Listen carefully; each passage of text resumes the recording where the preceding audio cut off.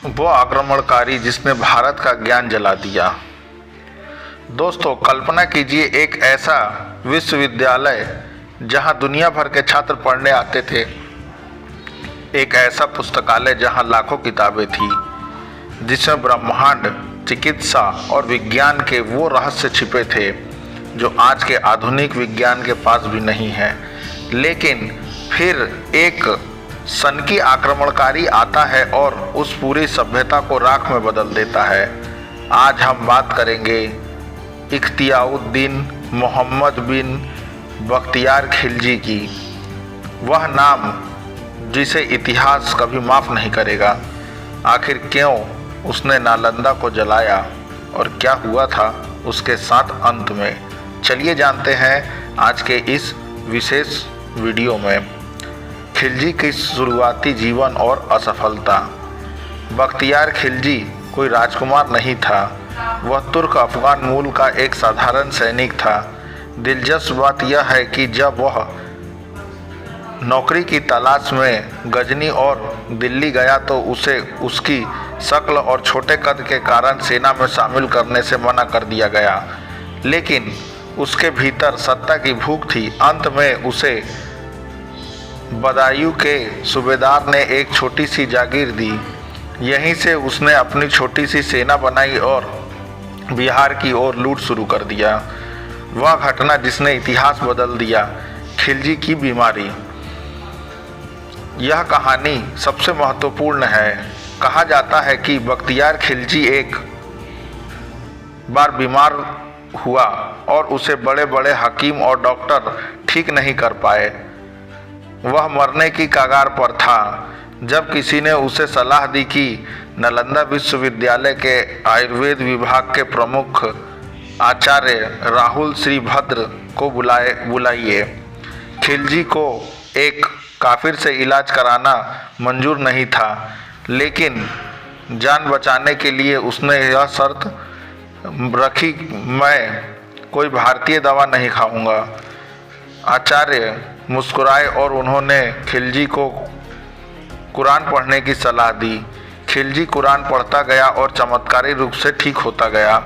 दरअसल आचार्य ने कुरान के पन्नों में कोई अदृश्य दवाई छुपा दी थी और पन्ना पलटते समय जीभ से स्पर्श से खिलजी का शरीर ठीक होता गया। नालंदा का विनाश और ईर्ष्या की आग। ठीक होने के बाद खिलजी को खुशी नहीं हुई बल्कि जलन हुई। उसे लगा कि उसके हकीमों में से ज़्यादा ज्ञान भारत वैद्य के पास कैसे है। इसी ईर्ष्या के कारण उसने 1193 में नालंदा पर हमला कर दिया। नालंदा में कोई सेना नहीं थी, वहाँ केवल निहत्थे बौद्ध भिक्षुक और छात्र थे। खिलजी ने हजारों भिक्षुओं का कत्ल किया, उनसे वहाँ के महान पुस्तकालय धर्म ग्रंथ को आग में जला दिया। इतिहासकारों के अनुसार वहाँ इतनी किताबें थी कि नालंदा की लाइब्रेरी 3 महीने तक जलती रही। सोचिए उसने उस दिन कितना बड़ा ज्ञान जलाया और हमने कितना बड़ा ज्ञान खो दिया। बंगाल विजय और 18 घुड़सवारों का किस्सा। नालंदा के बाद खिलजी बंगाल की ओर बढ़ा। वहाँ राजा लक्ष्मण सेन का शासन था। खिलजी इतना चालाक था कि वह केवल 18 घुड़सवारों के साथ व्यापारी बनकर महल में घुस गया। राजा को लगा कि बड़ी सेना आ गई है और वह पीछे के रास्ते निकल गए। इस तरह खिलजी ने बंगाल पर भी कब्जा कर लिया और लखनौती को अपनी राजधानी बनाया। अंत की शुरुआत। तिब्बत का विनाशकारी अभियान। सत्ता के लालच में खिलजी ने अब तिब्बत चीन की ओर जाने का फैसला किया। यह उसकी सबसे बड़ी भूल थी। पहाड़ों के ठंड, रसद की कमी और स्थानीय जनजातियों के छापामार हमले ने उसकी सेना को काट कर रख दिया। हजारों सैनिक मारे गए। खिलजी किसी तरह जान बचाकर लौटा, लेकिन वह पूरी तरह से टूट चुका था। खिलजी की मौत और निष्कर्ष। हार के सदमे और बीमारी ने खिलजी को बिस्तर पर डाल दिया। सन 1206 में उसने अपने ही एक वफादार सैनिक अली उसने की थी, उसका अंत उससे भी भयंकर हुआ। दोस्तों, बख्तियार खिलजी मर गया, लेकिन भारत के ज्ञान का नुकसान उसने बहुत ज़्यादा कर दिया।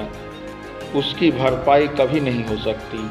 आज नालंदा फिर से जीवित हो रहा है, जो यह साबित करता है कि तलवार के जोर पर ज्ञान को कुछ समय के लिए दबाया जा सकता है, लेकिन ख़त्म नहीं किया जा सकता। तो दोस्तों, अगर हमारा यह वीडियो आपको अच्छा लगा हो, आपके ज्ञान की वृद्धि होती हो, तो हमारे इस चैनल को लाइक शेयर और सब्सक्राइब करें। मिलते हैं फिर किसी अगले ज्ञानवर्धक वीडियो के साथ। तब तक के लिए नमस्कार, जय हिंद, वंदे मातरम दोस्तों।